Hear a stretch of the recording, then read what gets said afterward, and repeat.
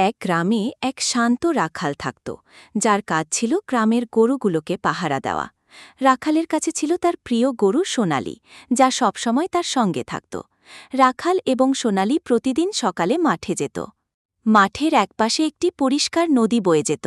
নদীর পানি ঠান্ডা ও স্বচ্ছ। গরুগুলো ঘাস খেতে খেতে মাঝে মাঝে নদীর পানি পান করত। নদী ছিল যেমন সুন্দর তেমনই বিপজ্জনকও, কারণ কখনো কখনো নদীর ধারে সোনালি এবং অন্য গরুগুলো একসাথে নদীর পাশে শান্তি অনুভব করল। রাখাল বুঝতে পারল যে সতর্কতা, যত্ন এবং ভালো দেখাশোনা ছাড়া কোনো